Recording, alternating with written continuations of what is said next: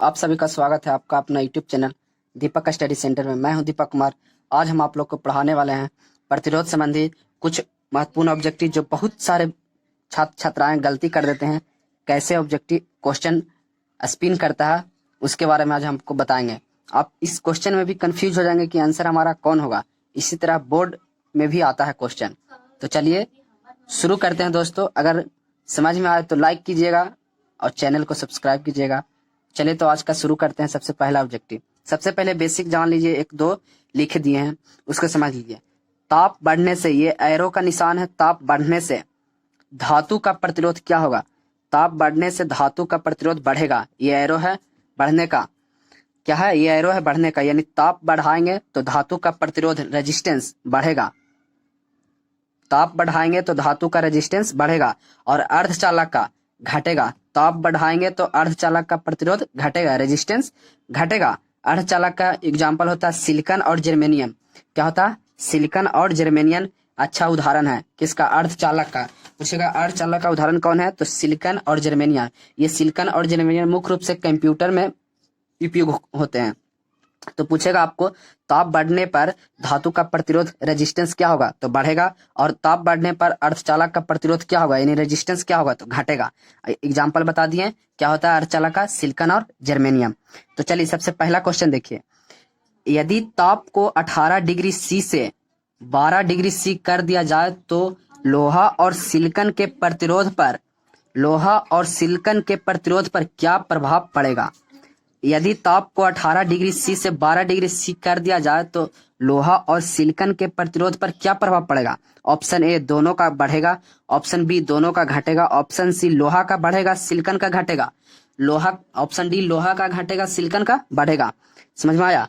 तो क्या कह रहा है यहाँ, अगर कहता ये 18 डिग्री सी 12 डिग्री सी ना देकर अगर सिंपल कहता लोहा और सिलिकॉन में प्रतिरोध पर क्या प्रभाव पड़ेगा, लोहा और सिलिकॉन में, तो हम लोग जानते हैं कि धातु का ताप बढ़ाएंगे तो प्रतिरोध बढ़ेगा। तो लोहा धातु है, धातु का बढ़ाएंगे तो प्रतिरोध बढ़ेगा। आंसर हो जाता सी। लेकिन यहाँ एक लगा दिया है, यहाँ एक लगा दिया है। देखिए यही स्पिन करता है क्वेश्चन। क्या लगा दिया? 18 डिग्री सी से 12 डिग्री सी कर दिया जाए। क्या कर दिया जाए? 18 डिग्री सी से 12 डिग्री सी कर दिया जाए। टेम्परेचर यहाँ घट रहा, टेम्परेचर घट रहा, टेम्परेचर घट रहा तो समझिए, टेम्परेचर घट रहा तो देखिए आपको हम बताते हैं। क्या बताएं? ताप बढ़ने से धातु का प्रतिरोध बढ़ता है, अर्धचालक का प्रतिरोध घटता है। तो यहाँ क्या लिखा दिया? 18 डिग्री सी से 12 डिग्री सी। 18 डिग्री टेम्परेचर से 12 डिग्री सी टेम्परेचर क्या हो गया? घट गया, घट गया ना, यहाँ घट गया। तो ताप घटाने से, इसमें ताप घटाने से धातु का प्रतिरोध क्या होगा? घटेगा। धातु का प्रतिरोध घटेगा। सिंपल क्या जाने, ताप बढ़ाएंगे तो धातु का प्रतिरोध बढ़ेगा और ताप घटाएंगे तो धातु का प्रतिरोध घटेगा। तो ताप यहाँ क्या कर रहे हैं, यहाँ ताप क्या कर रहे हैं? घटा रहे हैं। तो लोहा का क्या हो जाएगा? घटेगा। लोहा घटेगा, सिलिकॉन का बढ़ेगा। सिलिकॉन का बढ़ेगा कैसे? ताप बढ़ा रहे हैं तो सिलिकॉन का घट रहा था, लेकिन ताप घटाएंगे तो सिलिकॉन बढ़ जाएगा। सिलिकॉन का प्रतिरोध क्या होगा? बढ़ जाएगा। इसलिए ऑप्शन इसका डी यही स्पिन करता है एग्जाम में। क्वेश्चन ऐसा ही आता है एग्जाम में जो बच्चों को कंफ्यूज कर देता है। समझ में आया? एकदम अति महत्वपूर्ण क्वेश्चन है जो 2022 में अवश्य पूछे जाएंगे, या पिछले क्वेश्चन बैंक में देखिएगा ऐसा क्वेश्चन पूछा गया। लेकिन अधिकांश बच्चे या कोई छात्र छात्राएं से नहीं बन पाता, यही क्वेश्चन स्पिन लगा देता है। सिंपल रहता कि लोहा और सिलिकॉन के प्रतिरोध पर क्या प्रभाव पड़ेगा, तो आंसर हो जाएगा लोहा का बढ़ेगा और सिलिकॉन घटेगा। क्यों? हम लोग जाने हैं कि ताप बढ़ाने से धातु का प्रतिरोध बढ़ता है और ताप बढ़ाने से अर्धचालक का प्रतिरोध घटता है, पढ़े हैं। लेकिन यहाँ कह रहा है 18 डिग्री से 12 डिग्री यानी तापमान घट रहा है, तो ताप घटाएंगे तो धातु का प्रतिरोध घटेगा, अर्धचालक का प्रतिरोध बढ़ेगा। ताप घटाएंगे तो बढ़ेगा, लेकिन ताप बढ़ाएंगे तो यहाँ घटेगा, लेकिन ताप घटाएंगे तो अर्धचालक का प्रतिरोध बढ़ेगा, रेजिस्टेंस बढ़ेगा। इसी तरह दूसरा क्वेश्चन देखिए क्या कह रहा है। अति निम्न ताप पर सिलिकॉन किसके जैसा कार्य करेगा। अगर यहाँ क्वेश्चन रहता है कि सिलिकॉन किसके जैसा कार्य करता है या सिलिकॉन क्या है, तो सिलिकॉन क्या है उदाहरण बता दिए थे। अर्धचालक का क्या है उदाहरण है। सिलिकॉन और जर्मेनियम क्या है? अर्धचालक का उदाहरण है।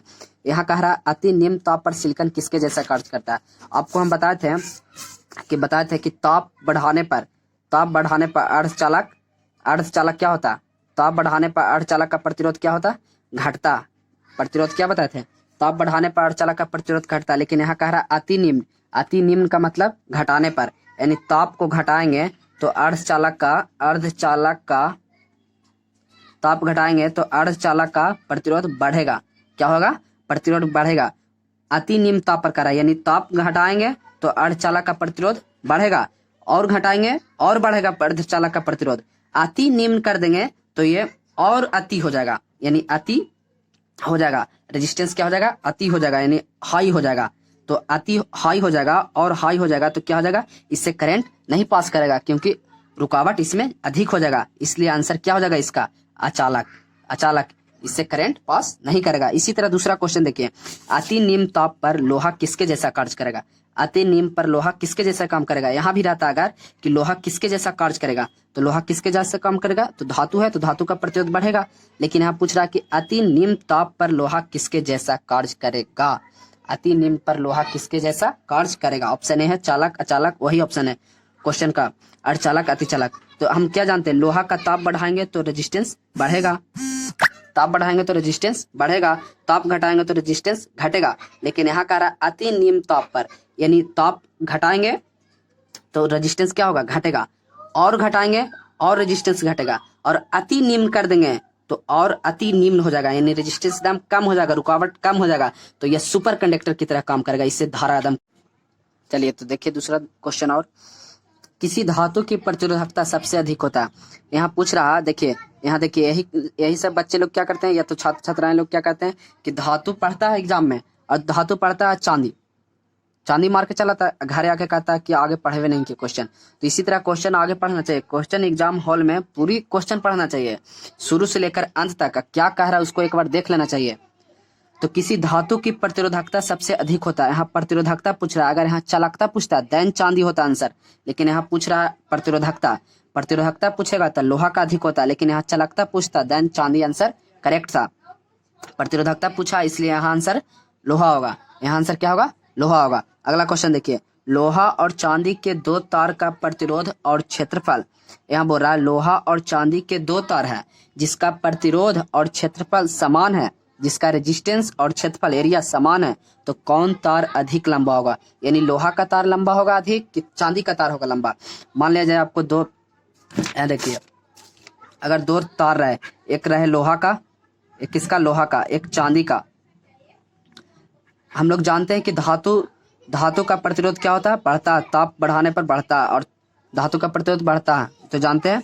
तो यहाँ पूछ रहा है कि लोहा और चांदी के दो तार का प्रतिरोध समान है और क्षेत्रफल भी समान है, यानी मोटाई भी समान है, यानी क्षेत्रफल भी समान है, और तार की प्रतिरोध भी समान है, यानी एरिया भी समान है, और रेजिस्टेंस भी समान है। तो पूछ रहा है कि समान तार में दोनों में सबसे लंबा कौन होगा?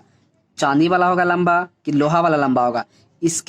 इसको रेजिस्टेंस के बराबर इसको करने के लिए इस चांदी वाला तार को लंबा करना पड़ेगा। क्या करना पड़ेगा? आप ही सोचिए।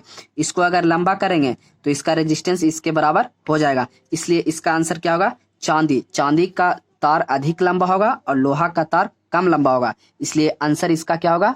इसलिए इसका आंसर होगा चांदी। इसका आंसर होगा चांदी। समझ में आ गया? अगर समझ में आए तो लाइक कीजिए या डिसलाइक कीजिए, लेकिन शेयर जरूर कीजिए वीडियो को, जो ज़्यादा से ज़्यादा बच्चों तक जानकारी हो। और बस इसी तरह फिजिक्स की तैयारी करते रहिए, और ऑब्जेक्टिव इसी तरह दिया जाएगा, और हिंदी का भी ऑब्जेक्टिव दिया जाएगा, सभी विषय का ऑब्जेक्टिव दिया जाएगा, और फिजिक्स का class per day daily video एक बनेगा। Thank you. बस।